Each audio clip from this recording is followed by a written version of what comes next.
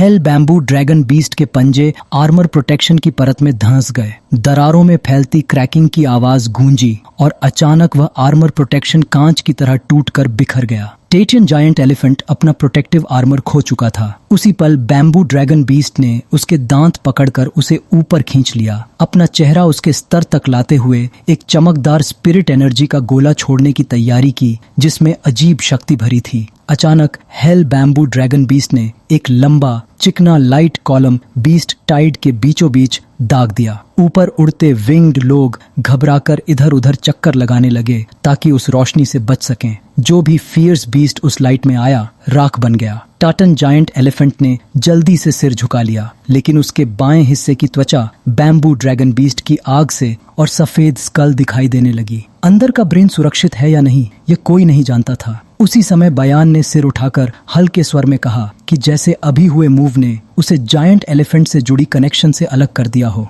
Hello bamboo dragon beast ने अपने मजबूत दोनों हाथों से जायंट एलिफेंट के सिर को दोनों दिशाओं में खींचा और फिर आधिकारिक तौर पर उसके शरीर को अलग अलग दिशाओं में फाड़ना शुरू कर दिया। हवा में ब्लड की गंध फैल गई। मांसपेशियों के खिंचने और फटने की आवाज माहौल को और भयावह बना रही थी। पीछे खड़ा एक्सू क्वांग जोर से चिल्लाया, मानो बैम्बू ड्रैगन बीस्ट उसकी आवाज सुन सकता हो। बहुत बढ़िया, इस किंग बीस्ट को खत्म करो और असली शो शुरू करो। लेकिन जीजिनुई पहली बार यह दृश्य देख रहा था। वह स्तब्ध खड़ा था, इस स्तर की शक्ति पर विश्वास नहीं कर पा रहा था। उसके लिए टाटन जायंट एलिफेंट जैसे कुछ भी नहीं था। उसने हैरानी से पूछा कि क्या सूपिंग का हेल बैम्बू ड्रैगन बीस्ट भी लेजेंडरी रेल्म में पहुंच चुका है। ड्रैगन का पुराना नाम सुनकर एक्सू क्वांग मुस्कुराया और सुधारते हुए बोला कि लगता है मेरे मास्टर का purple flame bamboo dragon beast सफलतापूर्वक एडवांस कर चुका है। जीजिनुई और चौंक गया। यह नाम उसने पहले कभी नहीं सुना था। एक्सू क्वांग ने कहा कि यह बेहद दुर्लभ एवोल्यूशन पाथ है जो पर्पल ब्लड हेवनली ड्रैगन की 4 ब्लड लाइंस के फ्यूजन से संभव हुआ है। वही उस नाम को पहचान गया, वही प्राचीन ड्रैगन जो सैकड़ों साल पहले एक्सटिंक्ट हो चुका था। तभी तो अभी छोड़ी गई ड्रैगन फ्लेम में इतनी अजीब शक्ति थी कि उसने टेटियन जायंट एलिफेंट को जला दिया। लेकिन सूपिंग की ताकत सिर्फ एक मूव तक सीमित नहीं थी। ड्रैगन फिर पीछे झुका और अगली ड्रैगन फ्लेम छोड़ने की तैयारी करने लगा। इस बार उसका निशाना ऊपर रेड एस्ट्रल एनर्जी में तैरते लोगों का समूह था, क्योंकि वही इस पूरी बीस्ट टाइड को नियंत्रित कर रहे थे। ड्रैगन फ्लेम बायन को छू पाती उससे पहले ही उसने 2 विशाल बीस्ट समन कर लिए। एक डेथ गॉड और बुल का मिश्रण था और दूसरा म्यूटेटेड एप जैसा दिखता था। दोनों नीचे कूदे और पर्पल ड्रैगन फ्लेम के लाइट कॉलम से टकराकर काउंटर फोर्स बना दी। हालांकि 2 के मुकाबले 1 था, फिर भी purple flame bamboo dragon beast की शक्ति जरा भी कम नहीं लगी। वह तनिक भी पीछे नहीं हटा। यह देखकर जीजिनुई उत्साहित हो उठा, लेकिन एक्सू क्वांग खुश नहीं था। उसने दूर होराइजन की ओर देखते हुए घबराकर पुकारा, मेयर, बीस्ट टाइड के दूसरे किनारे को देखिए। वहां उन शैडोज की संख्या लगातार बढ़ रही थी और असली खतरा अब धीरे धीरे सामने आ रहा था। किंग बीस्ट्स की संख्या शायद लगभग 10 के आसपास थी। यह संख्या शुरुआती रिपोर्ट से कई गुना ज्यादा थी। सामने झुंड बनाकर दौड़ते बीस्ट्स और ऊपर उड़ते फियर्स विंग्ड मेन्स को जोड़ दें तो यह पूरी ताकत मिलकर 10 एल्जोंग सिटीज को भी समतल कर सकती थी। इसी वजह से एक्सू क्वांग चिंता से भर गया। पीछे खड़ा बायन हल्की मुस्कान लिए इस बैटल को देख रहा था, क्योंकि उसकी बनाई हुई लड़ाई अब अपने क्लाइमैक्स में प्रवेश करने वाली थी। वह मन ही मन सोच रहा था कि इंसानों द्वारा पाला गया ड्रैगन बीस्ट यहाँ कितने स्ट्रेंज किंग बीस्ट्स को हरा पाएगा। बायर्न के पास अभी भी कई हिडन कार्ड्स बाकी थे। जैसे ही हेल बैम्बू ड्रैगन बीस्ट मैदान में उतरा, अगला स्ट्रेंज बीस्ट तुरंत लॉन्ग जंग सिटी के बाहर जमीन पर पैर रखकर एक मोटा फायर सर्कल उठा खड़ा हुआ। साफ था कि बायर्न पहले से तैयार था। अर्थ टाइप जायंट एलिफेंट के बाद फियर्स बीस्ट्स में चौथे स्थान पर रहने वाला red soul flame demon ape आगे बढ़ा और फायर एलिमेंट का इस्तेमाल करने लगा। उसके हर कदम के साथ भड़कती आग जमीन की घास को जलाने लगी और कुछ ही देर में हवा में जली हुई घास की गंध फैल गई। इस आग ने ड्रैगन बीस्ट के खड़े होने की जगह को भी सिकोड़ना शुरू कर दिया। हेल बैम्बू ड्रैगन बीस्ट उस फायर सर्कल के सामने लापरवाही से आगे नहीं बढ़ सकता था। वह आग मानो जीवित हो अचानक और तेज भड़क उठती थी, जैसे किसी ने उसमें तेल डाल दिया हो। अगर ड्रैगन रेस की त्वचा मोटी न होती तो वह गर्मी में पिघलकर प्लास्टिक की तरह सिकुड़ जाती। यह गर्मी मेयर के पास खड़े एक्सू क्वांग तक पहुंची, जिसके माथे से पसीना बहने लगा। जीजिनुई समझ गया कि यह किंग बीस्ट की ब्लड लाइन से मिली स्किल है। Red soul flame demon ape की वर्ल्ड डिस्ट्रॉइंग ट्रू फायर उसे याद था कि इस आग की डैमेज रेंज 100 मील से ज्यादा नहीं होती, लेकिन यहाँ तो लगभग 1000 मील तक असर दिख रहा था। एक्सू क्वांग ने नाराज होकर कहा कि साफ है, इस red soul flame demon ape को दूसरी तरफ से बहुत ज्यादा स्ट्रेंथन किया गया है। हेल बैम्बू ड्रैगन बीस्ट को धीरे धीरे डिफेंसिव सिटी की ओर पीछे धकेला जा रहा था और हालात आशाजनक नहीं लग रहे थे। इस समय सुपिंग का पेट एस्ट्रल शील्ड के सहारे खुद को और शहर की दीवारों पर खड़े इंसानों को बचा रहा था,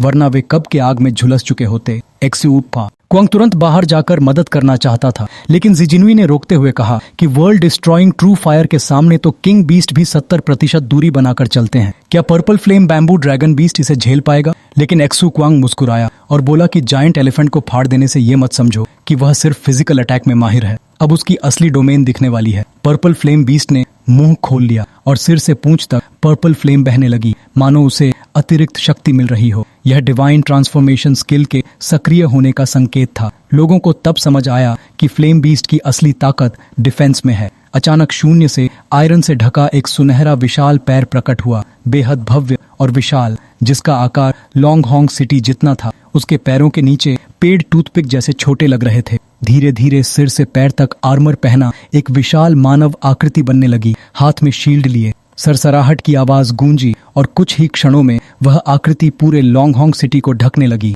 एक विशाल पीला शील्ड बनाते हुए यह iron wall of the gods skill पहली बार इस्तेमाल की जा रही थी। फ्लेम डीमन एप की आग उस स्फीयर के बाहर भड़कती रही, लेकिन उसे जरा भी हिला नहीं सकी। साफ था कि वर्ल्ड डिस्ट्रॉइंग ट्रू फायर उस फोर्ट्रेस के अंदर मौजूद चीजों को नुकसान नहीं पहुंचा पा रही थी। बायर्न इस एबिलिटी से हैरान रह गया, क्योंकि किंग बीस्ट लिनेज के इतिहास में इसका कोई रिकॉर्ड नहीं था। फिलहाल वह भी तय नहीं कर पा रहा था कि यह अजीब डिफेंस टेक्निक किस रेस की है, लेकिन सबसे चिढ़ाने वाली बात यह थी कि यह स्किल उसके king beast blood line inheritance को उल्टा दबा रही थी। बायर्न ने धीमे स्वर में इंटरेस्टिंग शब्द बुदबुदाया, लेकिन उसके चेहरे पर जरा भी खुशी नहीं थी। युद्ध के भीतर खड़े जी जिनशुए का मुंह ओ आकार में खुला रह गया और उसकी आंखें चौड़ी हो गईं, क्योंकि वह पहली बार इस मैजिकल डिवाइन ट्रांसफॉर्मेशन स्किल को अपनी आंखों से देख रहा था। उसने मन ही मन कहा कि यह लेजेंडरी सूपिंग की एक्सक्लूसिव सीक्रेट टेक्निक है। सच में एक बार देखना 100 बार सुनने से बेहतर होता है। एक्सू क्वांग भी ऐसे उत्साहित था जैसे यह उसकी अपनी ताकत हो। उसने नाक से हल्की आवाज निकालते हुए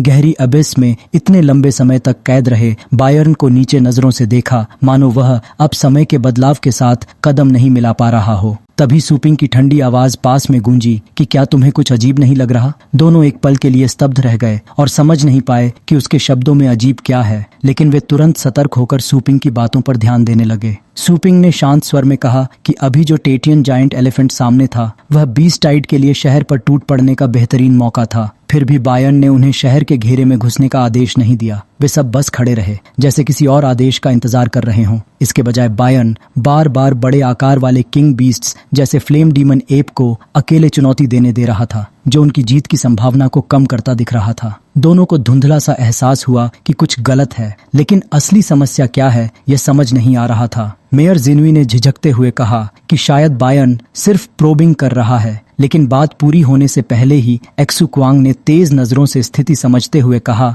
कि बायर्न के लोग यहाँ मौजूद ही नहीं हैं। उसने बताया कि बीस्ट टाइड में तरह तरह के मॉन्स्टर्स तो दिख रहे हैं, लेकिन एक भी इंसान नजर नहीं आ रहा। जो 1000 के करीब लोग बायर्न के साथ जुड़े थे, वे सब कहाँ गायब हो गए? मेयर के चेहरे पर तनाव और गहरा हो गया। उसने अंदाजा लगाया कि बायर्न ने लोंग पर हमला करने के लिए अपनी पूरी ताकत इस्तेमाल ही नहीं की। सूपिंग ने आसपास के 11 बेस सिटीज के सभी एलिट्स को एलजोंग में इकट्ठा कर लिया था और वे शहर लगभग खाली पड़े थे। अगर इस समय उन बेस सिटीज पर हमला हो जाए तो क्या होगा? जैसे ही यह विचार आया, सच्चाई सामने आने लगी। पड़ोसी मचुआन सिटी के बाहर बीस्ट टाइड नहीं थी, बल्कि लालची नजरों से घूरते इंसानों की भीड़ जमा थी जो आदेश का इंतजार कर रही थी। आदेश मिलते ही उन्होंने विजयी मुस्कान के साथ हाथ उठाए और स्पेस खोलकर अपने बीस्ट्स समन कर लिए। उनका लक्ष्य बेहद सीधा था कि चाहे कोई भी हो, बूढ़ा या जवान, पुरुष या महिला, अगर उसके पास कल्टीवेशन है तो उसे छोड़ा नहीं जाएगा। बायर्न की सेना के हर व्यक्ति ने अपना सबसे फियर्स बीस्ट बुलाया और सैवेज खुशी के साथ शहर की ओर दौड़ पड़ा।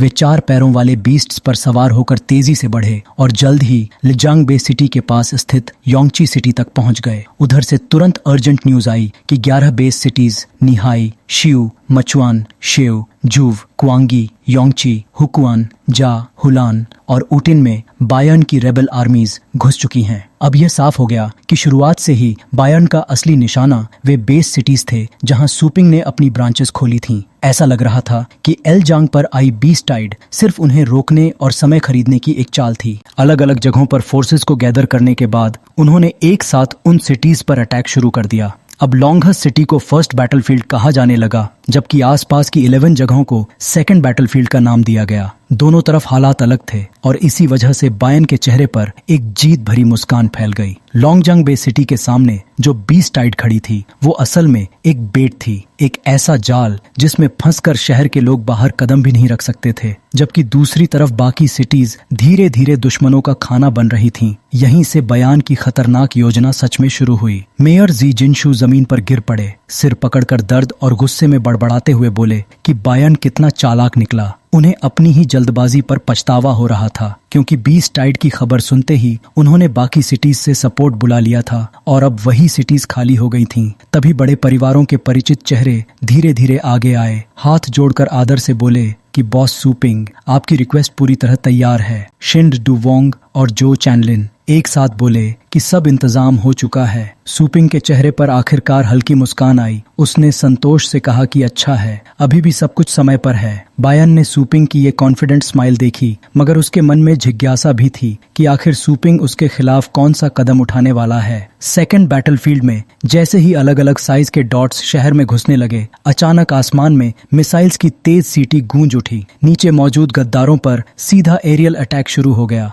मिसाइलें गिरते ही जोरदार धमाके हुए, आग के विशाल स्तंभ उठे और जमीन को चीरते चले गए। दूर दूर तक हर चीज साफ दिखाई दे रही थी और कमजोर दुश्मन तुरंत खत्म हो गए। जो थोड़े ताकतवर थे उन्होंने समय रहते एस्ट्रल शील्ड खोल लिया और अपने पेट्स को स्पेस में वापस बुला लिया। इसलिए वे घायल तो हुए मगर बचे रहे। जल्दी ही सब समझ गए कि ये गार्डियन बॉम्ब था, एक ऐसा हथियार जो रैंक 9 बीस्ट के अनस्टेबल कोर से बनाया जाता है। बेहद ताकतवर लेकिन बहुत ही रेयर। यह बेस सिटीज का ट्रम्प कार्ड माना जाता था, जिसे आमतौर पर फियर्स बीस्ट्स को खत्म करने के लिए बनाया गया था। इसलिए जो बचे थे वे हैरान रह गए कि बी लेवल बेस इस सिटीज के पास इतना खतरनाक वेपन कैसे हो सकता है, क्योंकि उन्हें लगा था कि आसपास की सारी डिफेंसिव रिसोर्सेज पहले ही लॉन्जोन में बीस्ट टाइड रोकने के लिए भेज दी गई होंगी। मचवन सिटी के बाहर मौजूद लीडर ने हालात देख तुरंत रिट्रीट का आदेश दिया, लेकिन अब पीछे हटना इतना आसान नहीं था। गार्डियन बॉम्ब तो बस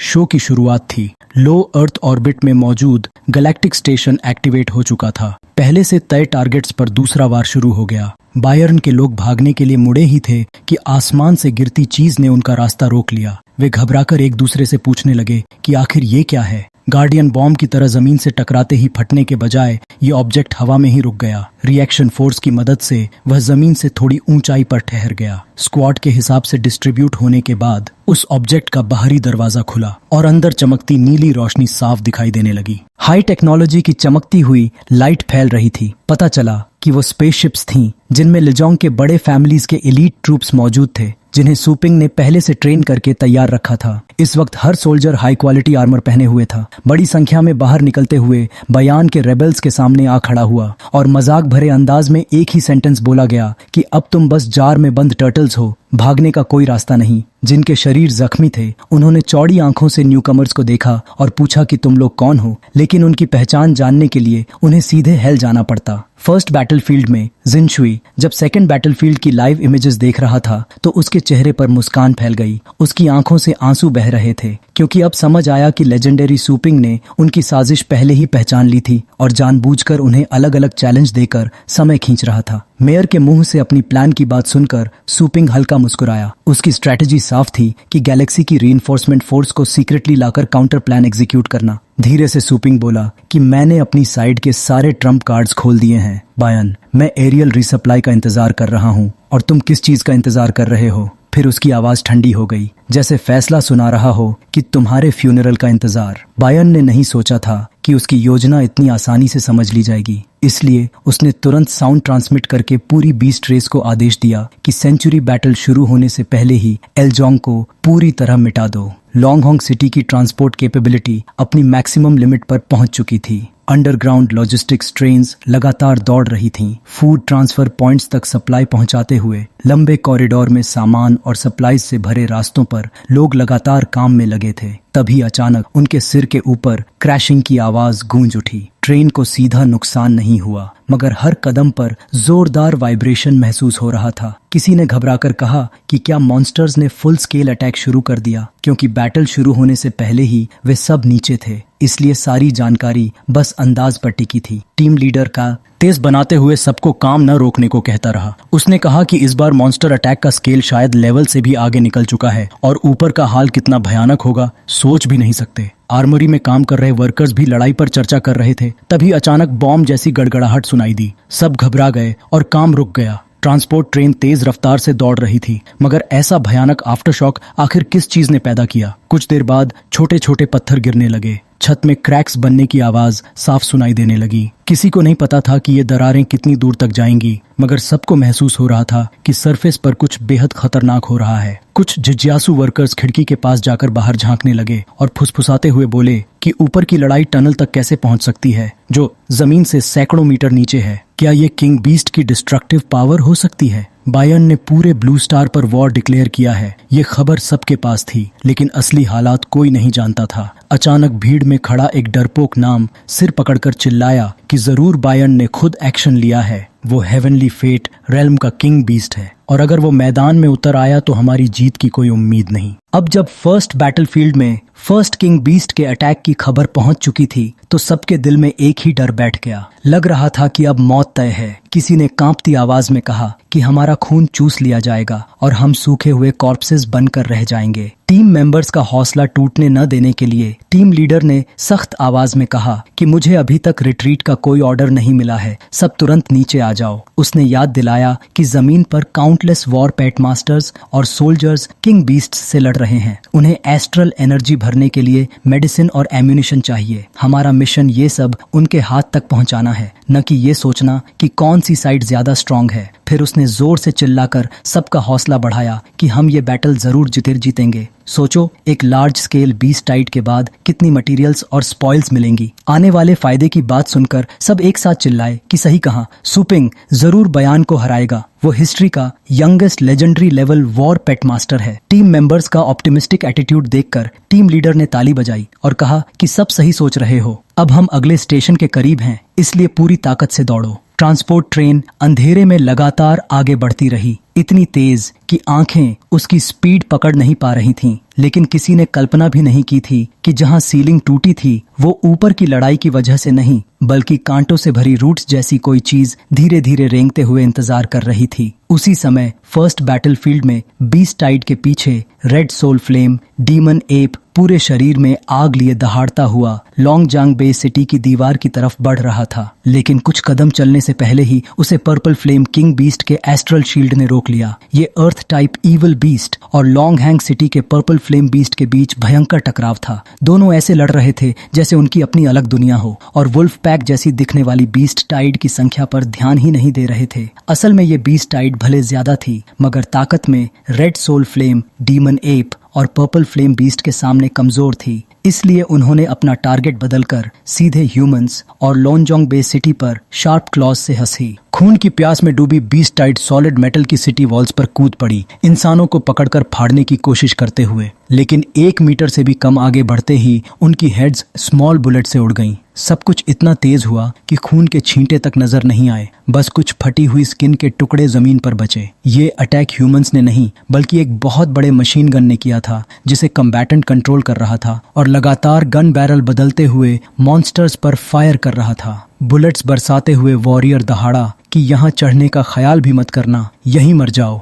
क्योंकि ये लॉन्गजांग बेस सिटी की फर्स्ट लाइन ऑफ डिफेंस थी। उन्होंने बुलेट्स बचाने की परवाह नहीं की। हर मैगजीन खाली करते हुए एडवांस रोक दिया। एम्प्टी बुलेट केसिंग्स के गिरने की आवाज और लगातार फायरिंग की गूंज के बीच बीस्ट टाइड गिरती चली गई। हर तरफ खून फैल गया। दूर से देखने पर ऐसा लग रहा था जैसे लॉन पर बारिश हो रही हो और जमीन पर लाल दाग फैल गए हों। हर गिरती केसिंग के साथ उतनी ही बीस्ट टाइड ढेर हो रही थी। हालांकि लगातार फायरिंग के बावजूद सच ये था कि उनकी स्पीड और मजबूत क्लॉज के कारण कई जगह सिटी वॉल के पास बीस्टाइड का ढेर लगने लगा था। बीस्टाइड इतनी ऊपर तक जमा हो चुकी थी कि सिटी वॉल को लगभग पार करने ही वाली थी। लगातार फायरिंग के कारण गन बैरल इतना गर्म हो गया था कि उसे छुए बिना भी उसकी हीट महसूस हो रही थी, लेकिन रुकने का वक्त नहीं था। बैटल शुरू होने के बाद से न वॉरियर रुका था न उसकी gun. LJ Jong base city की डिफेंस टीम ने तुरंत आइस स्पिरिट समन किए ताकि गन बैरल को तुरंत ठंडा किया जा सके, वरना कूलिंग के लिए रुकना पड़ता और प्रेशियस टाइम वेस्ट हो जाता।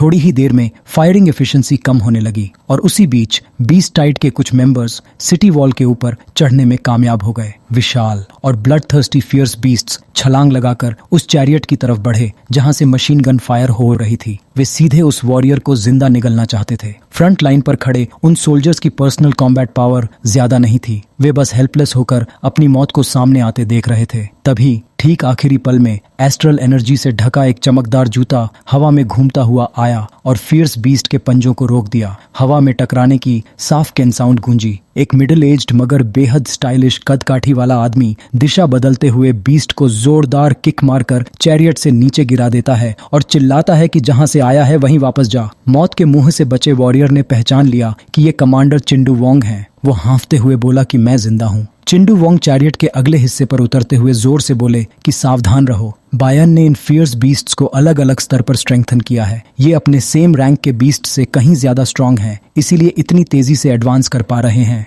लॉन्ग हार्ड आर्मी के राइट कमांडर होने के नाते उनके शब्दों को सबने गंभीरता से लिया। तभी पास से दर्द भरी चीख सुनाई दी। मुड़कर देखा तो एक और चैरियट पर तैनात वॉरियर को 3 फियर्स बीस्ट्स ने चीर डाला था। वे इतनी तेजी से ऊपर कैसे पहुंच गए, चिंडू वोंग समझ ही नहीं पाए। वे उनकी ओर कूदने ही वाले थे कि अचानक वे बीस्ट्स खुद ही सिटी वॉल से बाहर उछल गए। चिंडू वोंग ने देखा कि उन फियर्स बीस्ट्स की चेस्ट पर कुछ धड़क रहा था। लाल स्किन के बीच चमकती हुई लाइट के साथ जैसे कोई डेंजरस फ्लेम हो। कुछ सेकंड के लिए वे स्टन्ड रह गए। वो हार्ट नहीं था, वो किसी अनस्टेबल कोर जैसा लग रहा था। जैसे ही ये एहसास पूरा हुआ, जोरदार धमाका हुआ। लॉन्ग जोंग बे सिटी का ऊपरी हिस्सा आग की लपटों में घिर गया। उस जगह की डिफेंस और चैरियट पूरी तरह डिस्ट्रॉय हो गए। ये साफ था कि अगर डायरेक्ट अटैक रोका जाए तो बायन ने अनस्टेबल कोर लगाकर बीस्ट्स को सुइसाइड वेपन की तरह इस्तेमाल करने की चाल चली थी। एस्ट्रल शील्ड की वजह से चिंडू वोंग को खरोंच तक नहीं आई, लेकिन उनका गुस्सा भड़क उठा। इस ब्लास्ट में फ्रंट लाइन के कई वॉरियर्स गंभीर रूप से घायल हो चुके थे। उन्होंने तुरंत सूपिंग को रिपोर्ट किया कि लगता है बायन ने कुछ फियर्स बीस्ट्स में अनस्टेबल कोर्स इंस्टॉल किए हैं ताकि हमारी फोर्ट्रेसेस और सिटी वॉल्स को अंदर से उड़ा सके। उन्होंने सुझाव दिया कि बैटल लाइन को सिटी वॉल्स के बाहर पुश करना होगा। जो चैनलिन और सूपिंग ने तुरंत इस ओपिनियन से सहमति जताई, क्योंकि अगर फोर्स को बाहर नहीं धकेला गया तो अगला एक्सप्लोजन पूरी डिफेंस को जड़ से हिला सकता था। अगर वे सिटी के अंदर घुस जाते तो लॉन्गहा सिटी की डिफेंस में और भी लूप होल्स बन जाते। सूपिंग के पीछे खड़े जो चैनलिन धीरे से बोले कि खतरा कम नहीं है। इस वक्त सिटी के बाहर काउंटलेस फियर्स बीस्ट्स मौजूद हैं। अचानक बाहर निकलना शेर के मुंह में खुद चलकर जाने जैसा होगा। कैजुअलिटीज को कम करने के लिए उन्होंने सुझाव दिया कि बॉस सूपिंग उन्हें इस मैटर को हैंडल करने दें। सूपिंग ने हल्का सा सिर हिलाया, बिना कुछ बोले, जैसे साइलेंटली परमिशन दे दी हो। जो फैमिली के हेड बूढ़े जो चैनलिन ने अपनी सफेद दाढ़ी सहलाते हुए शांत स्वर में आदेश दिया कि गार्ड आर्मी फॉर्मेशन बनाओ। जो फैमिली के हेड होने के साथ साथ वे लॉन्ग जोंग के लेफ्ट कमांडर भी थे। राइट साइड पर चिंदू वोंग और लेफ्ट साइड पर जो चैनलिन, दोनों मिलकर यह मिशन पूरा करने वाले थे। जो फैमिली के 10 मेंबर्स तुरंत आगे बढ़े और पहले से घोषित सील फॉर्मेशन बनाना शुरू कर दिया। धीरे धीरे ब्लू लाइट से भरी एस्ट्रल एनर्जी उठने लगी। उस एनर्जी के पीछे से एक ड्रैगन हेड उभरा जिसके चारों ओर एंशिएंट गोल्डन टेक्स्ट्स ऐसे घूम रहे थे जैसे किसी डिवाइन डेकोरेशन की तरह। कुछ ही पलों में वह ब्लू ड्रैगन हजारों गुना बड़ा हो गया, इतना विशाल कि पूरा लॉन्गहैंग बे सिटी उसके नीचे छिप सकता था। उसके मुंह में एंशिएंट इंस्क्रिप्शन से भरी एक सोर्ड थी और वह सीधे बैटल के लिए तैयार खड़ा था। जैसे ही फॉर्मेशन कंप्लीट हुआ, ब्लू ड्रैगन ने बिना हिचक सोर्ड को अपने हेड मूवमेंट के साथ थ्रस्ट किया। टारगेट था वे फियर्स बीस्ट्स जिनकी चेस्ट पर अनस्टेबल कोर्स लगे थे। इन सुइसाइडल बीस्ट्स को पहले खत्म करना जरूरी था, वरना सिटी टॉप तक पहुंचते ही एक्सप्लोजन से डिफेंस लाइन टूट सकती थी।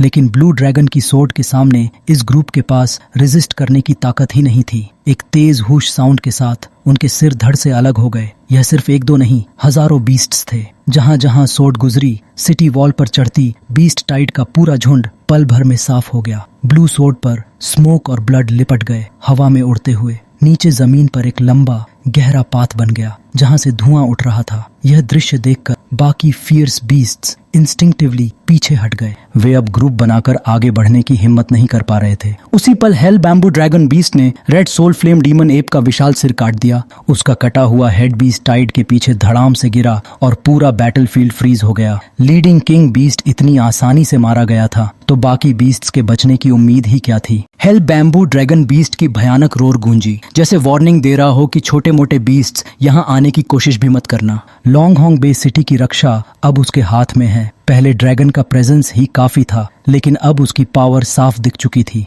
किंग बीस्ट को मारते ही पूरी बीस्ट टाइड हेजिटेट करने लगी। एक्जुकुआंग एक्साइटमेंट में चिल्लाया, जैसे कोई टॉप लेवल सॉकर मैच देख रहा हो, कि एक और किंग बीस्ट खत्म हो गया। अब जीत पर उनका विश्वास और मजबूत हो गया था। ज़िजिंशु के चेहरे की चिंता भी कम हो गई। वे मुस्कुराते हुए बोले कि यह अनबिलीवेबल है, हमने यह अटैक रिपेल कर दिया। लेकिन जैसे ही सबको लगा कि एडवांटेज मिल गया है, जमीन के नीचे अजीब हलचल शुरू हो गई। लंबी दरारें बनती गईं और रंबलिंग साउंड गूंजने लगी, जैसे कोई विशाल चीज जमीन को चीरकर ऊपर आने वाली हो। नीचे से रेड लाइट चमक रही थी, मानो लावा बह रहा हो। किसी को समझ नहीं आ रहा था कि यह क्या है, लेकिन जमीन लगातार फटती जा रही थी और देखते देखते माउंटेन रेंज जैसी दरारें हेल बैम्बू ड्रैगन बीस्ट के पैरों के नीचे बन गईं। ड्रैगन तुरंत सतर्क होकर अपने विंग्स फड़फड़ाता हुआ हवा में उड़ गया, अगले खतरे का सामना करने के लिए तैयार। Red soul flame demon ape की लाश को बिल्कुल इग्नोर करते हुए वह धीरे धीरे एबिस के किनारे से फिसलती हुई नीचे गायब हो गई। अपने विशाल विंग्स फैलाकर हेल बैम्बू ड्रैगन बीस्ट ने पूरा दृश्य साफ साफ देख लिया। उसके पैरों के नीचे की जमीन अब पूरी तरह बदल चुकी थी। पहले जहां ऊबड़ खाबड़ धरती थी, अब वहां एक सुनसान वैली जैसा दृश्य था। न कोई पेड़, न घास का एक तिनका, सिर्फ लाल रंग और असहनीय हीट। उसी लाल गहराई से अचानक एक विशाल टेंटिकल बाहर निकला। उसकी चौड़ाई लॉन्गजांग बे सिटी की दीवार के आधे हिस्से जितनी थी। उस पर अनगिनत नुकीले थॉर्न्स थे, जिनसे खतरनाक ऑरा निकल रहा था। उससे उठती डेथ एनर्जी ने आसपास की हवा तक को जमा कर रख दिया। सूपिंग भी अंदर से अनईजी महसूस कर रहा था, लेकिन उसने कुछ नहीं कहा, बस चुपचाप इंतजार करता रहा। ज़िजिनुई और एक्सुक्वांग के चेहरों से मुस्कान पल भर में गायब हो गई। ये आखिर क्या है? टेंटिकल जैसा भी लग रहा है और किसी वाइन जैसा भी। सिर्फ एक नहीं बल्कि कई टेंटिकल्स एक साथ निकल आए, जैसे कोई मैजिकल फॉरेस्ट हो जो लहराते हुए लॉन्गजांग बे सिटी को धमका रहा हो। इन कांटेदार वाइन्स के सामने गार्ड आर्मी का ब्लू ड्रैगन भी किसी पहिए के नीचे फंसे ग्रास हॉपर जैसा छोटा लग रहा था। क्या बायन ने कोई नया किंग बीस्ट भेज दिया था? दृश्य अचानक सेकेंड बैटलफील्ड पर शिफ्ट हुआ। वहां अंधेरा छा गया था क्योंकि अजीब क्रीचर्स जमीन के नीचे से बाहर निकल रहे थे। बायन की आर्मी को पहले ही पकड़कर बांध दिया गया था, लेकिन अब सब एक दूसरे से घबराकर पूछ रहे थे कि जमीन के नीचे से आखिर क्या निकल रहा है। वो चीज बिल्डिंग से भी ऊंची टेंटिकल्स जैसी थी, जिसकी शैडो ने सूरज की रोशनी तक ढक दी थी। ऊपर तेज थॉर्न्स चमक रहे थे। भागने का कोई रास्ता नहीं था, इसलिए सब लोग एक साथ सिमटकर खड़े रहे, डरते हुए कि अगला पल क्या लाएगा। एक जोरदार टेंटिकल के प्रहार से जमीन कांप उठी, जैसे पलट ही जाएगी। उसकी स्पीड इतनी तेज थी कि कोई बच नहीं सका। जब उसके कांटे किसी को छूते तो बस खून और शरीर के टुकड़े ही बचते। बांधे हुए बायन के लोग यह सब देखकर खुशी से मुस्कुराने लगे। आखिरकार लॉर्ड बायन ने खुद एक्शन ले लिया। यही है हेवनली फेट रेल्म की असली पावर। उनके मुताबिक अब चाहे दुश्मन कितने भी एरोगेंट हों, खत्म हो जाएंगे। उनका मिशन पूरा हो चुका था। अब बस बायर्न के जागने का इंतजार था ताकि वह यहाँ मौजूद सभी लोगों को खत्म कर सके। अचानक उस विशाल टेंटिकल का सिर खुला। एक डरावना माउथ दिखाई दिया, बिल्कुल मैन ईटिंग फ्लावर जैसा, जिसमें तेज दांतों की कतारें थीं। सबसे बड़े फ्लावर के भीतर से एक छोटा टेंटिकल निकला, माउस के पैर जितना पतला, बिना कांटों के। उसके सिर पर 3 पंखुड़ियां थीं, जिनमें तेज दांत लगे थे और उनसे जुड़ी 10 लाल थ्रेड्स थीं, जिनके सिरे नीली रोशनी से चमक रहे थे। वह चीज लोगों की पूरी एसेंस खींचकर उन्हें स्टोन में बदल देती थी, ठीक वैसे ही जैसे बायन इतने समय से अपनी पावर जमा कर रहा था। सेकंड बैटलफील्ड के लोग इसी तरह मरने लगे, नीले पत्थरों में बदलते हुए, जिन्हें बायन एब्जॉर्ब करता जा रहा था। हर बार एक लाइफ एब्जॉर्ब होते ही टेंटिकल पर नीले लाइट रिंग्स दौड़ते दिखाई देते, सिर से लेकर अंत तक। ये रिंग्स एक दूसरे से जुड़ती जा रही थीं, मानो काउंटलेस लाइव्स बायर्न ने निगल ली हों। तभी उसके फॉलोअर्स जोर से चिल्लाए, लॉर्ड बायर्न, क्या आप हमें सुन पा रहे हैं? उन लोगों ने हमें सील कर दिया है। अगर संभव हो तो हमें रिलीज कर दीजिए। कृपया हमें थोड़ी और पावर दे दीजिए। वह चीज जो एक मॉन्स्टर ईल जैसी दिख रही थी,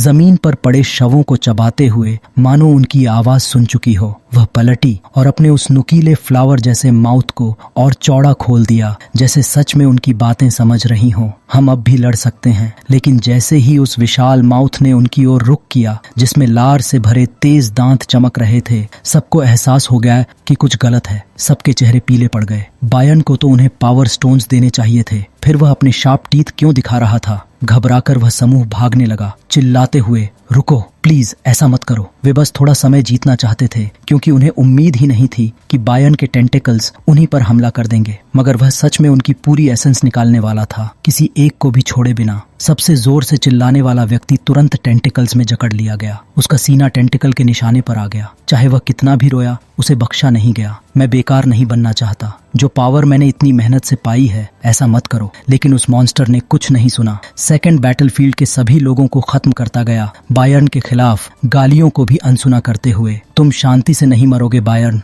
मानव रूप में बायर्न मुस्कुरा रहा था। कोई उसे कोसे या बद्दुआ दे, उसे फर्क नहीं पड़ता था। वह फर्स्ट बैटलफील्ड में खड़ा होकर सेकंड बैटलफील्ड से मिल रही लाइफ एनर्जी का आनंद ले रहा था। उसके शरीर के नीचे 10 टेंटिकल्स जमीन में धंसे हुए थे, जो सेकंड बैटलफील्ड में हलचल मचा रहे थे। हर बार जब कोई इंसान एब्जॉर्ब होता, नीली रोशनी का एक सर्कल टेंटिकल्स से होकर वापस बायर्न तक पहुंचता, जिससे उसका पूरा शरीर नीली एस्ट्रल एनर्जी से चमक उठता। वह दृश्य खूबसूरत भी था और मौत से भरा हुआ भी। बायर्न के आसपास की डेथ एनर्जी ऐसे लग रही थी जैसे खोपड़ियां उसका नाम पुकार रही हों। सूपिंग अंदर से बेचैन हो उठा। उसने तुरंत अपनी डिवाइन सेंस से purple flame bamboo dragon beast को वापस बुलाया। पहले उसे अपने पेट को बुला लेना चाहिए था, लेकिन तब तक टेंटिकल्स की असली पहचान साफ नहीं थी, इसलिए उसने इंतजार किया। अब मौका देखकर सूपिंग का विशाल पेट अपने विंग्स फैलाकर लॉन्गहोंग सिटी के ऊपर उड़ने लगा, लेकिन वह ज्यादा दूर नहीं जा सका। अचानक टेंटिकल्स ने उसे कसकर जकड़ लिया। उनके थॉर्न्स उसकी स्किन पर दबने लगे। सौभाग्य से purple flame bamboo dragon beast की स्किन टॉप टियर डिफेंस में थी, इसलिए वह घायल नहीं हुआ,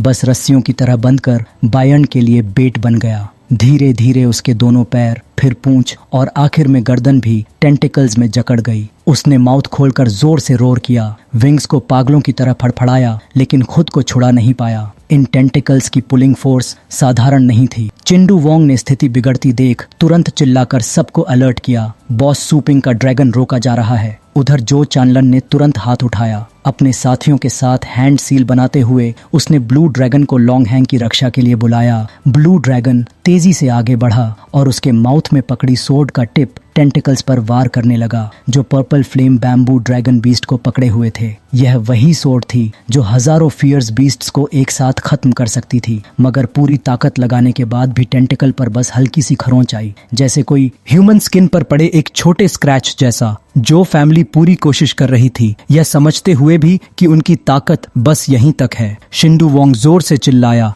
हे लॉर्ड जो, आप क्या कर रहे हैं? और पावर लगाइए। लेकिन चाहे जितने लोग चांट करते, नतीजा वही रहा। साफ था कि और कोशिश करने पर भी वे टेंटिकल से निपट नहीं सकते थे। उसी समय पीछे से सूपिंग की जानी पहचानी फिगर दिखाई दी, जो लिटिल स्केलेटन के साथ मर्ज हो चुका था। उसने बोन ब्लेड उठाई और उस मॉन्स्टर पर वार करने के लिए तैयार हो गया। उसका पेट उसकी जिम्मेदारी था। यहाँ मौजूद बाकी लोगों की लेवल शायद मदद नहीं कर सकती थी। एक्सू क्वांग और जिनुई हैरानी से उसे देखने लगे। एक ने मास्टर पुकारा, दूसरे ने लेजेंडरी सूपिंग। यह इतनी जल्दी ट्रांसफॉर्म कब हो गया? सूपिंग का एक स्लैश आसमान को चीर सकता था, मगर वह भी purple flame bamboo dragon beast को आजाद नहीं कर पाया। ब्लैक बोन ब्लेड टेंटिकल के अंदर गहराई तक गई, लेकिन आधा भी नहीं काट सकी। टेंटिकल के भीतर से गुलाबी धुंध निकलने लगी, जो बेहद खतरनाक लग रही थी। मगर लिटिल स्केलेटन की बोन ब्लेड टॉक्सिन्स को काट सकती थी, इसलिए उस पर कोई असर नहीं हुआ। असल समस्या यह थी कि टेंटिकल का आकार बेहद विशाल था, लगभग आधे शहर जितना, इसलिए स्लैश पूरी तरह अंदर नहीं जा पा रहा था। शायद दर्द बयान तक पहुंचा, क्योंकि उसने धीरे से आंखें खोल दी। उसके चेहरे पर नाराजगी और अंधेरा उतर आया। लाल प्यूपिल्स में खतरनाक चमक थी। मैं आराम से पावर अब्सॉर्ब कर रहा था, कोई बीच में क्यों आ रहा है? तुरंत उसने 6 और टेंटिकल्स भेज दिए जो purple flame bamboo dragon beast की ओर बढ़े, मालिक और पेट दोनों को साथ में खत्म करने के इरादे से। स्वीपिंग हवा में तेजी से घूमता हुआ लगातार स्लैश करता रहा। टेंटिकल्स उसके पेट को जकड़े हुए थे। हेल बैम्बू ड्रैगन बीस्ट अपने मालिक की मदद के लिए आग उगल रहा था, बायन के टेंटिकल्स को जलाने की कोशिश करता हुआ, मगर असर कम था। स्वीपिंग समझ गया कि समय कम है। अगर टेंटिकल्स और पास आ गए तो उसका पेट नीचे खींच लिया जाएगा। कंबाइंड फॉर्म में उसने बोन ब्लेड बार बार आगे घुमाई, टेंटिकल्स पर गहराई बढ़ाने के लिए। हर वार के साथ हवा चीखती हुई सुनाई देती, जैसे उसे अपनी सुरक्षा की परवाह ही न हो। जिन्वी ने खतरा भांप लिया और घबराकर चिल्लाया, लेजेंडरी स्वीपिंग सावधान। लेकिन स्वीपिंग पहले से जानता था। अपनी सुरक्षा को नजरअंदाज करते हुए वह गर्जा, यह आखिरी स्लैश है। फिर उसने कंबाइंड फॉर्म की सारी ताकत लगाकर एक लंबी और गहरी रेखा खींच दी। टेयरिंग की आवाज गूंजी और टेंटिकल धीरे धीरे अलग होने लगा। स्वीपिंग दहाड़ा, छोड़ दो। उस अंतिम स्लैश ने 3 टेंटिकल्स को एक साथ काट दिया और उसका पेट पूरी तरह आजाद हो गया। Purple flame bamboo dragon beast तुरंत ऊपर उड़ गया। उसी क्षण जब 6 नए टेंटिकल्स फिर से उसकी ओर झपटे,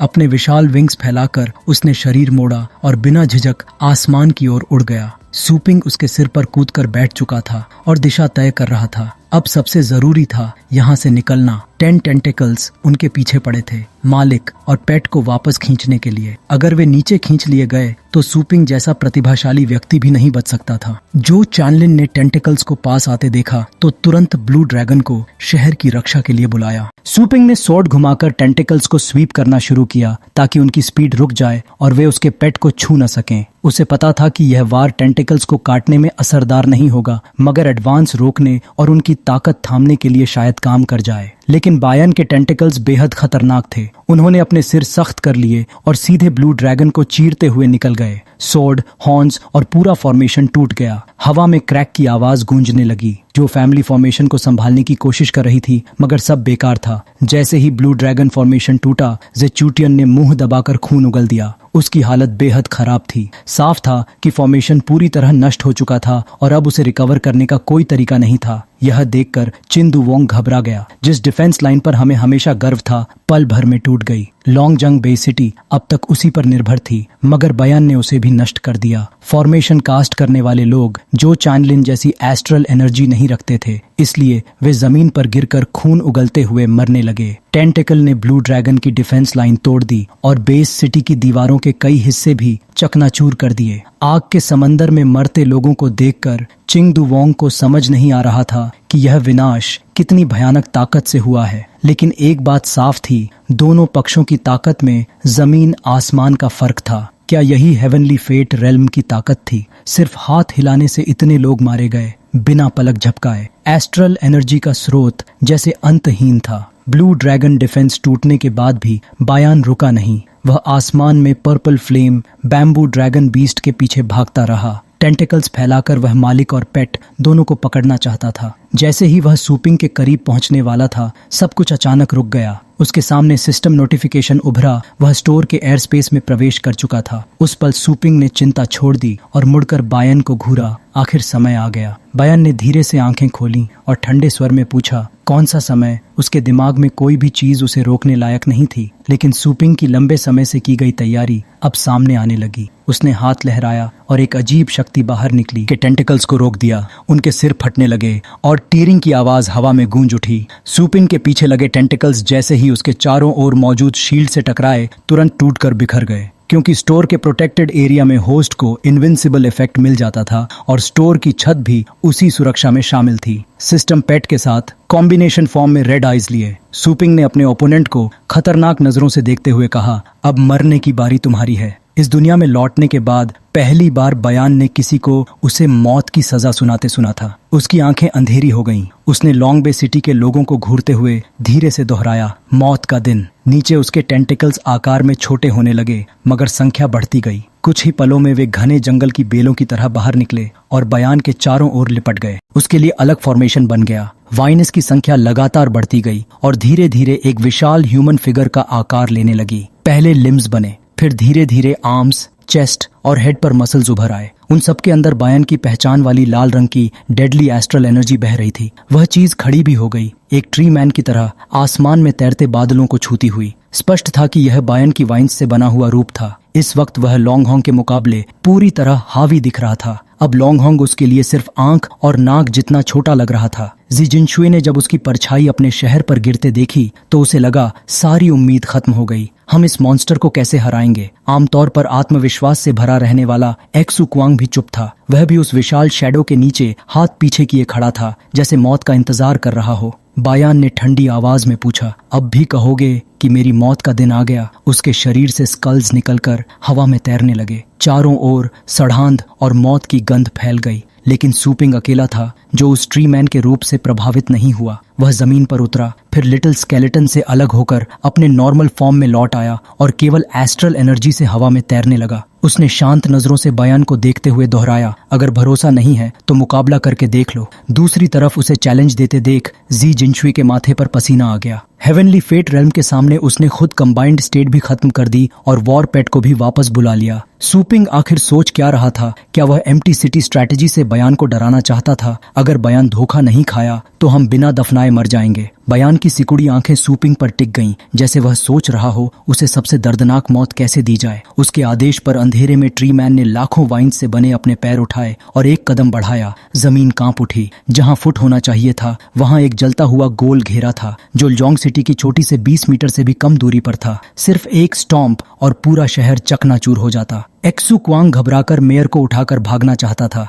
भागिए, यहाँ बहुत खतरा है, जल्दी चलना होगा। लेकिन मेयर की जीने की इच्छा खत्म हो चुकी थी। तो भागकर भी कहाँ जाएंगे? अंत में सबको अब्सॉर्ब ही होना था। मैं खुशी से मरना पसंद करूंगा। ट्री मैन ने लॉन्गहैंग सिटी पर पैर पटक दिया। तेज धमाके की आवाज गूंजी, जैसे लोगों का बनाया मजबूत शहर टूट गया हो। कई किलोमीटर दूर लॉन्जॉन बे सिटी से निकलती पत्थर की सड़कों पर खड़े लोग भी उस ट्री मैन को साफ देख पा रहे थे। वह आसमान छूता दिख रहा था, जैसे सूरज तक पहुंच जाए। उसके पैर लॉन्गजोंग सिटी से कुछ ही दूरी पर थे और वहां से आती हवा सीटी बजा रही थी। शहर के अंदर एक्सु क्वांग जैसे लोगों ने ट्री मैन को पैर उठाते ही आंखें बंद कर लीं, माथे पर पसीना लिए आने वाली मौत को स्वीकार करते हुए। उन्हें पता था कि ट्री मैन के अटैक रेंज से बचना नामुमकिन था। चाहे वह कितनी भी दूर भागता, बच नहीं सकता था। लेकिन अजीब बात थी, सिर्फ आवाज आ रही थी, दर्द क्यों नहीं? उसने आंखें खोली और जिनुई के साथ देखा कि वह अभी भी जिंदा है। यह आखिर हो क्या रहा है? लॉन्गहैंग सिटी के सभी लोग ऊपर देखने लगे और पाया कि ट्री मैन का पैर शहर के ठीक ऊपर रुक गया था। उसकी परछाई ने आसमान को अंधेरा कर दिया था, लेकिन उसके पैर के बिल्कुल बीच में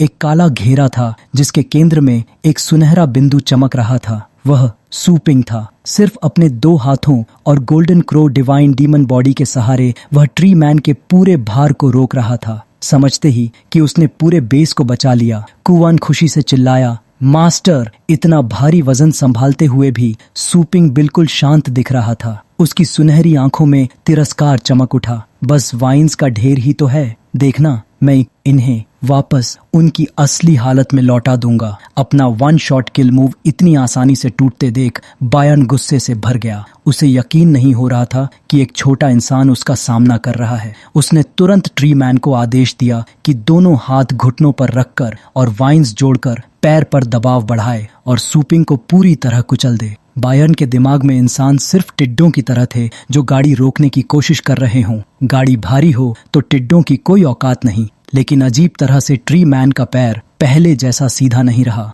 अनगिनत वाइन्स नीचे झूलने लगीं, सूपिंग को ढकते हुए। चारों ओर गूंजती आवाजें लोगों के दिलों में डर भर रही थीं। धीरे धीरे गिरती वाइन्स ने सूपिंग को पूरी तरह लपेट लिया, जैसे किसी पहाड़ ने उसे निगल लिया हो। फिर भी वह नाक सिकोड़कर बोला, बेकार। और तभी वाइन्स के अंदर से सूपिंग की आवाज गूंजी, डीमंस सप्रेसिंग डिवाइन फिस्ट। वाइन्स के पहाड़ के बीच से सुनहरी रोशनी रिसने लगी। फिर अचानक धमाके के साथ विस्फोट हुआ। ट्री मैन का पैर आग और धुएं में फट गया और बिखरी हुई वाइन्स नीचे गिरने लगी। बायन की आंखें फैल गईं। सच में कोई ऐसा कर सकता है? उस एक मुक्के ने ट्री मैन का संतुलन बिगाड़ दिया और वह लकवाग्रस्त होकर गिर पड़ा। लॉन्गजंग बेस सिटी उस हमले के बाद मजबूती से खड़ा रहा। धरती और आसमान कांपते हुए लगे जब ट्री मैन ढह गया, लेकिन सूपिंग तुरंत आसमान में उड़ गया। उसके शरीर में गोल्डन क्रोडी ने डेमन बॉडी की शक्ति उफान मार रही थी। वह सीधे बायन की ओर झपटा जो अब पीला पड़ चुका था। स्थिति इतनी जल्दी पलट जाएगी उसने सोचा भी नहीं था।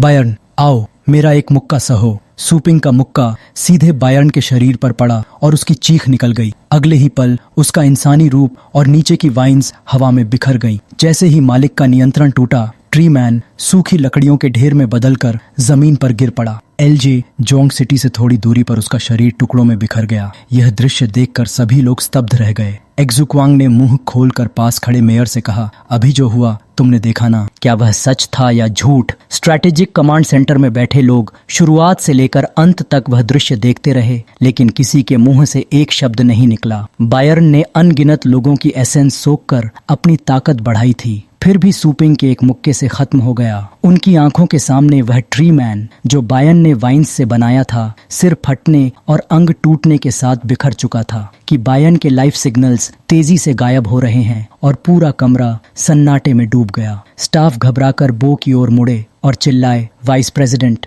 बायर्न मर चुका है। लेजेंडरी सूपिंग ने बायर्न को खत्म कर दिया। ब्लेयो के चेहरे पर उलझन साफ दिख रही थी, जैसे उसे यकीन ही न हो कि सब इतना आसान था। उसने दोहराया, यह सच है, लॉन्गजांग बेस सिटी में हम जीत गए हैं। अगले ही पल पूरे शहर में जश्न की लहर दौड़ गई। एक्सुक्वांग ने मुट्ठी भींच ली। अपने मास्टर को इतना शानदार देखकर खुशी से झूम उठा। मुझे पता था मास्टर जरूर जीतेंगे। अगर मैं लड़की होता तो अभी उड़कर मास्टर को किस दे देता। वहीं ऐसी जिनशु खुशी और थकान में जमीन पर घुटनों के बल गिर पड़ा। चेहरे को थामे वह रोते और हंसते हुए बोला, बहुत बढ़िया, मेरा लॉन्ग जंग बच गया। नीचे हर किसी के अलग अलग अतिरंजित भाव देखकर सूपिंग बस थके हुए अंदाज में सांस छोड़ता रहा। फिर हल्की मुस्कान के साथ बोला, अच्छा है कि तुम उड़ना नहीं जानते, वरना मेरी हालत खराब हो जाती। उसका डिसाइपल हमेशा ऐसे ही नाटक करता था और सूपिंग को इसकी आदत पड़ चुकी थी। फिर भी वह रोने का अभिनय करते हुए बोला, मास्टर आप बहुत बेरहम हैं, मैं सच में रोने वाला हूँ। सूपिंग मुस्कुराया,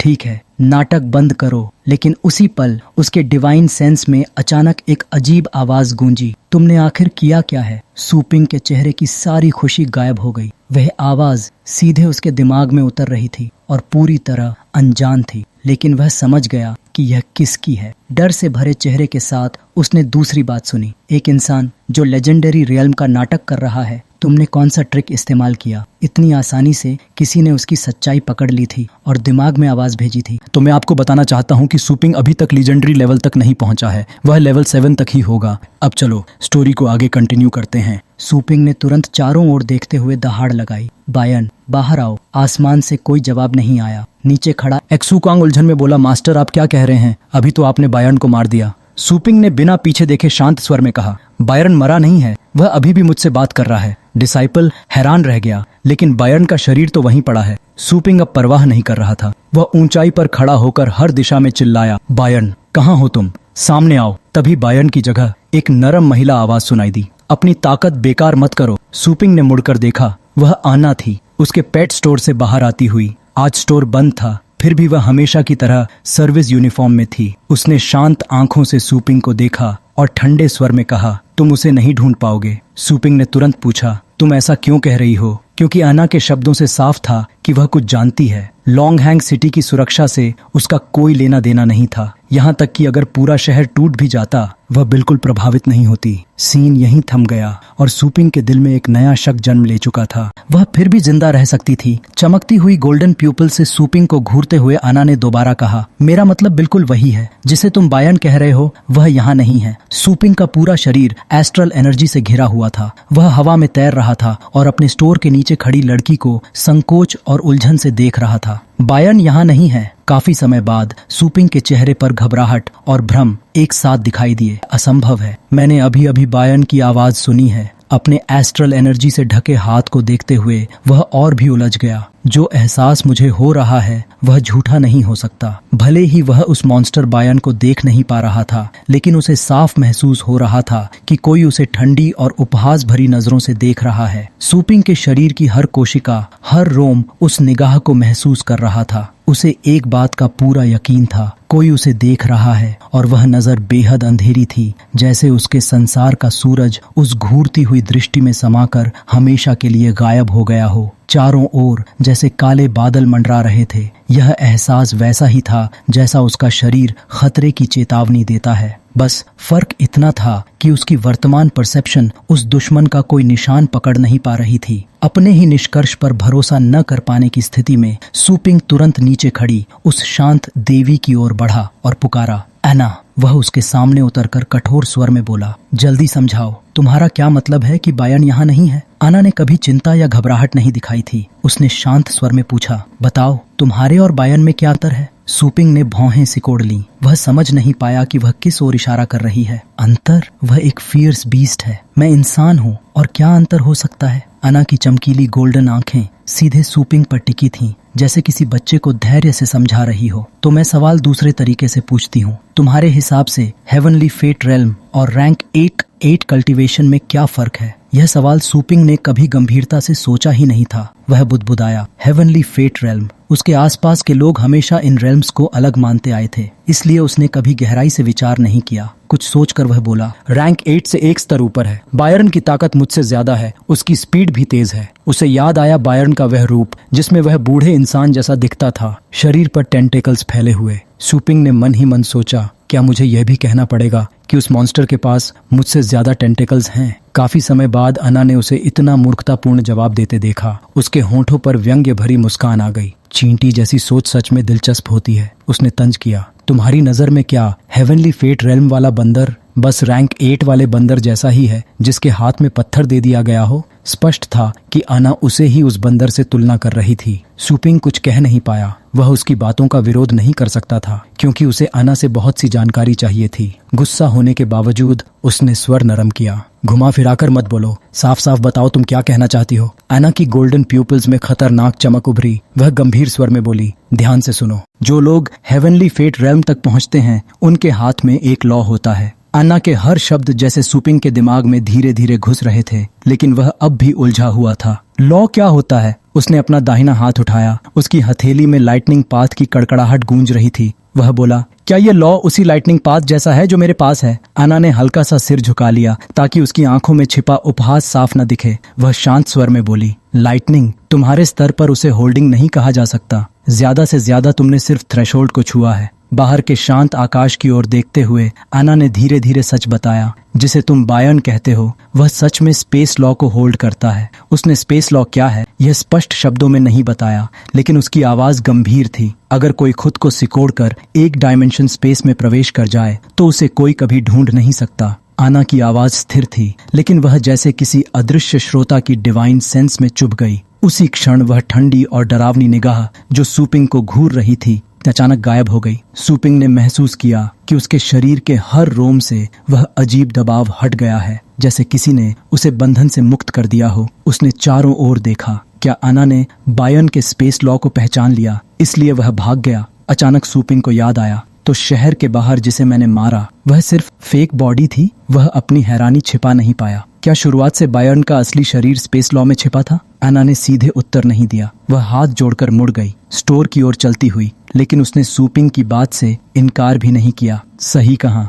तुम्हारे पास लॉ की शक्ति नहीं है, इसलिए चाहे जितने ट्रिक्स इस्तेमाल कर लो, तुम उसके ट्रू बॉडी का एक बाल भी नहीं छू सकते। सुपिंग ने मुट्ठी भींच ली। धत! अन्ना ने पीछे मुड़कर नहीं देखा, लेकिन उसके होंठों पर हल्की मुस्कान थी। उसके मुकाबले सुपिंग का ज्ञान बेहद सीमित था, लेकिन अन्ना उसे पूरी तरह निराश भी नहीं करना चाहती थी। वह बोली, हताश मत हो। भले ही वह फेक बॉडी थी, लेकिन उसने जो पावर अब्सॉर्ब की थी वह अब भी उसी में मौजूद है। अन्ना के इस छोटे से वाक्य ने सुपिंग को दिशा दे दी। कदे से वह लॉ को नहीं समझ सकता तो कम से कम उस अब्सॉर्ब्ड पावर से शुरुआत कर सकता है। उधर बायर्न के कटे हुए टेंटिकल्स अब हिल भी नहीं रहे थे। वे इतने मोटे हो चुके थे कि purple flame bamboo dragon beast और हेवनली ड्रैगन हाउंड के लिए उन्हें खोदकर एक विशाल गुफा जैसा रास्ता बनाना आसान हो गया। मानव सेना के लिए मैदान में एक बड़ा सुरंग द्वार तैयार किया जा रहा था। बाहर क्रैकिंग की आवाजें गूंज रही थीं, जैसे मोटी बेलों के टुकड़े टुकड़े किए जा रहे हों। घोषणाएं सुनाई दे रही थीं, सभी यूनिट्स ध्यान दें, जायंट वाइन्स को काटने का काम पूरा हो चुका है, कृपया व्यवस्थित तरीके से अंदर प्रवेश करें। सुपिंग ने लिटिल स्केलेटन के साथ उस विशाल गुफा में प्रवेश किया जो बायर्न की उलझी हुई वाइन्स से बनी थी। ड्रोन्स से पहले ही जांच लिया गया था कि अंदर कोई पॉइजनस गैस नहीं है, इसलिए मानव दल सावधानी से आगे बढ़ रहा था ताकि वे अंदर प्रवेश कर सकें। गुफा के मुंह से लगभग 100 मीटर अंदर एक जगह थी जहां नीचे से हल्की नीली रोशनी निकल रही थी। वह दृश्य बेहद सुंदर था। वाइन्स से बनी गुफा की छत तक फैला हुआ एक विशाल नीला पर्दा था। बिल्कुल जेली की तरह। उससे हल्की गड़गड़ाहट की आवाज आ रही थी। स्यूपिंग ने अंदाजा लगाया कि यही वह चीज है जिसका जिक्र एना ने किया था। उसने सावधानी से अपना बायां हाथ उठाकर उस नीली मेम्ब्रेन को छुआ। आश्चर्य की बात यह थी कि उसका हाथ आसानी से उसके पार चला गया, जैसे किसी तरल पदार्थ को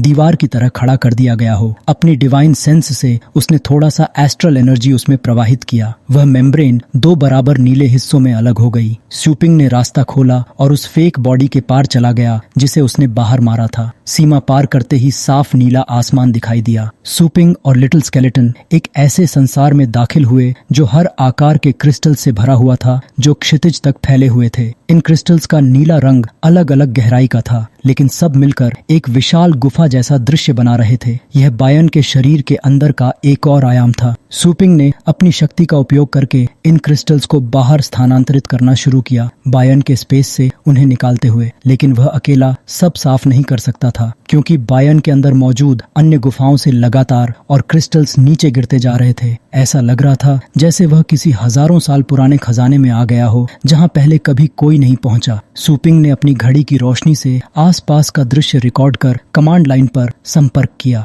दूसरी ओर से हैरान आवाज आई, यहाँ इतनी एनर्जी क्रिस्टल्स हैं। बायन ने आखिर कितने लोगों को एब्जॉर्ब किया था? सिर्फ फ्रंटलाइन के वॉरियर्स ही नहीं, उसने हमारी एस्ट्रल एनर्जी सप्लीमेंट से भरी ट्रेन भी लूट ली थी। लॉजिस्टिक्स संभालने वाले लोग भी नहीं बच पाए। रिपोर्ट अभी मिली है, रेस्क्यू करने में देर हो चुकी। यह सुनकर स्यूपिंग समझ गया कि अब उन्हें बचाया नहीं जा सकता। फिर भी उसने पूछा, क्या इन एनर्जी क्रिस्टल से उन लोगों को वापस लाया जा सकता है? उसका प्रश्न नर्चरिंग मास्टर एसोसिएशन तक भेजा गया, जहां लोग शुरुआत से निर्देश दे रहे थे। एलो ने सिर हिलाया। उनके बूढ़े चेहरे पर साफ उदासी थी। उन्होंने भारी स्वर में कहा, हमारी वर्तमान टेक्नोलॉजी में उन्हें वापस लाने का कोई तरीका नहीं है। जो जा चुके हैं वे जा चुके हैं। हम अब सिर्फ उन्हें याद कर सकते हैं जिन्होंने हमारे लिए बलिदान दिया। यह सुनते ही स्यूपिंग के मन में वे सभी चेहरे उभर आए। वे लोग जो उसके साथ पायोनियरिंग एरिया में गए थे, वे जो चुपचाप लॉजिस्टिक्स संभाल रहे थे, वे जो लॉन्गजांग बे सिटी के बड़े परिवारों से बुलाए गए थे और दूसरे बैटलफील्ड में मारे गए। उनमें से कई को वह व्यक्तिगत रूप से जानता था। जब उसे यकीन हो गया कि वे सच में मर चुके हैं और लौट नहीं सकते, उसकी मुट्ठी कस गई। उसके हाथ नफरत और पीड़ा से कांपने लगे। कमांड सेंटर में भी सन्नाटा छा गया। वे एक दूसरे से कुछ नहीं बोले। जिन्हें वे बचा नहीं सके उनके लिए 1 मिनट का मौन रखा गया। लेकिन लॉन्गजांग बे सिटी में अभी भी बहुत काम बाकी था। दुख के बावजूद चिंदू वोंग को बोलना पड़ा, बॉस स्यूपिंग, इस वाइल्ड एरिया में तुरंत आदेश दीजिए। हर सेकंड खतरा है। इन एनर्जी क्रिस्टल्स के साथ क्या किया जाए? बायर्न, वाक्य अधूरा रह गया, लेकिन सब समझ रहे थे अब आगे का निर्णय स्यूपिंग को ही लेना था। बायर्न, तुम्हारे ही हाथों पीछे हटाया गया है, इसलिए तुम्हारे फैसले पर कोई उंगली नहीं उठाएगा। स्यूपिंग ने हाथ बढ़ाकर एक चमकता हुआ क्रिस्टल उठाया। उसे दृढ़ नजरों से देखते हुए बोला, तुम्हारा बलिदान व्यर्थ नहीं जाएगा। तुम मेरी शक्ति बनोगे, उस बायर्न को हराने के लिए जो दूसरे वर्ल्ड में छिपा बैठा है। लैंग सिटी के बाहर पड़े बायर्न के बाहरी शरीर को कई दिनों से वॉर पेट मास्टर्स ने पायोनियरिंग एरिया बना दिया था। सब लोग पिक्स और शवल्स लेकर आरामदायक कपड़े पहने पीठ पर बड़े बास्केट्स टांगे मेहनत कर रहे थे। सुबह से वे बायर्न की बाहरी त्वचा और बीस्ट टाइड के काउंटलेस कॉर्प्सेस को हटाते जा रहे थे। आमतौर पर पायोनियरिंग में फियर्स बीस्ट्स के हिस्से मिलना मुश्किल होता था, लेकिन यहाँ हर वार में कोई न कोई वैल्यूएबल पार्ट निकल आता। धातु टकराने की आवाजें पूरे इलाके में गूंज रही थीं। एक युवक ने एक बड़ा कांटा निकाला और उसे अपने पहले से भरे बास्केट में डाल दिया, जिसमें टेंटिकल्स, आइज और मिनरल्स भरे थे। वह पसीने से तर था, लेकिन मुस्कुरा रहा था। ज्यादा मेहनत, ज्यादा कमाई। यहाँ नियम साफ था, जो खुद निकालेगा वही उसका होगा। ऐसा मौका अक्सर नहीं मिलता। दूर से एक बड़े बेस सिटी का आदमी चिल्लाया, अरे एलजे वालों, बाद में मुकर तो नहीं जाओगे? जवाब भी उतनी ही जोर से आया, बॉस स्यूपिंग ने कहा है, जो सपोर्ट देने आया है उसका मेरिट है, यह तुम्हारा हक है, आराम से इकट्ठा करो। भीड़ उत्साह में थी, पर एक जगह नीले मॉन्स्टर की पूंछ के पास एक युवक अचानक बैठ गया। उसका बास्केट ब्रेन से भरा था। वह बुदबुदाया, ज्यादा रिवॉर्ड्स का क्या फायदा? इतने लोग बीस्ट टाइड में मर गए। उसने चारों ओर देखा। लॉन्ग हैंग के हिस्से टूटे पड़े थे, घायल और मृत जमीन पर बिखरे थे। उसकी आवाज भर्रा गई, शहर टूट चुका है और बायर्न भी भाग गया। अब सबको पता चल चुका था कि मारा गया शरीर उसका असली रूप नहीं था। लोग सोच रहे थे, अगली बार क्या हम टिक पाएंगे? तभी एक भारी हाथ उसके कंधे पर रखा गया। चिंदू वोंग घुटने के बल बैठा था। उसने शांत स्वर में कहा, इस लड़ाई में हमने कीमत चुकाई है, लेकिन एक बात मत भूलो, हमने बीस्ट टाइड को हमारी लाशों के ऊपर से गुजरकर हमारे परिवारों तक पहुंचने नहीं दिया। युवक ने सिर उठाया, आवाज धीमी थी। Right commander. चिंदू वोंग ने उसे खड़ा किया और जोर से चिल्लाया ताकि सब सुने, बॉस सुपिंग ने अकेले बायर्न को पीछे हटाया है। भीड़ चुप होकर सुनने लगी। उसने मुट्ठी भींची। बॉस सुपिंग ने 4 किंग्स में से एक को पीछे धकेला है। बायर्न डरने लायक नहीं है। लोगों की आंखों में फिर चमक लौटी। हमें बस अपनी ताकत बढ़ानी है, अपने कॉम्बैट पावर को मजबूत करना है, अपनी सिटी वॉल्स को और सुदृढ़ करना है। चारों ओर से नारे गूंजने लगे। अगली बीस्ट टाइड आएगी तो वे वापस नहीं लौटेंगे। शहर की दीवार पर खड़े सफेद बाल हवा में उड़ते हुए चिंदू वोंग की आवाज भीड़ में घुल गई। जाओ और लौटकर मत आना। भीड़ एक साथ गरजी, जाओ और कभी मत लौटना।